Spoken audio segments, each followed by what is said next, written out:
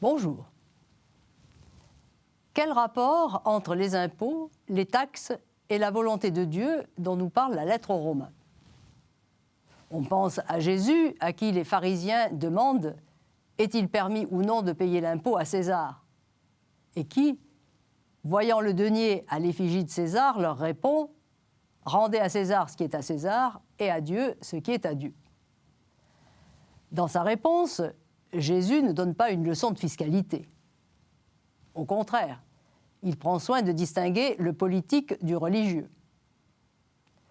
Paul oublierait-il l'enseignement du maître et se laisserait-il tenter par une approche politique?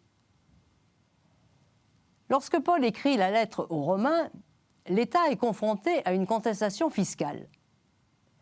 Néron, pour renflouer les caisses de l'État, a projeté de supprimer les taxes indirectes pour, écrit ironiquement l'historien latin Tacite, faire au genre humain le plus magnifique des présents, et imposer à tous l'impôt direct, y compris aux citoyens romains d'Italie qui jusque-là en étaient exemptés. Face à la contestation, l'empereur est contraint d'abandonner son projet. Cette affaire laisse des traces. Elle a entre autres réveillé chez les chrétiens d'origine juive le mépris dans lequel certains de leurs anciens coreligionnaires tenaient les collecteurs d'impôts. Ces mêmes juifs voyaient dans le refus de payer l'impôt, et même dans la fraude, un acte de résistance envers l'État païen.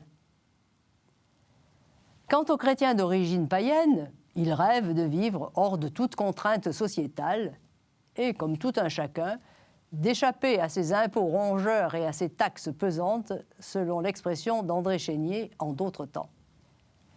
Paul doit se prononcer sur cette question inédite, car les chrétiens de Rome, non seulement ont des points de vue divergents, mais surtout ne vivent pas en ghetto. Il leur demande instamment « Rendez à chacun ce qui lui est dû, à qui l'impôt, l'impôt, à qui les taxes, les taxes. » On notera qu'il emprunte les mots de Tacite.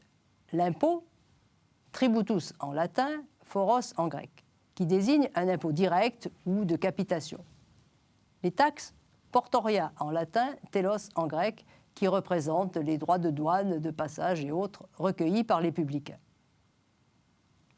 Paul rappelle alors avec énergie que le chrétien n'a pas à prendre prétexte du retour prochain du Seigneur pour se soustraire à ses devoirs civiques. Il ne peut se dérober aux exigences de l'État et frauder. Celui-ci a besoin d'argent pour organiser et faire vivre la société, et ainsi assurer le bien commun. Il serait malhonnête de tricher avec l'État, car le bien commun en souffrirait. Paul s'inscrit dans la continuité de Jésus.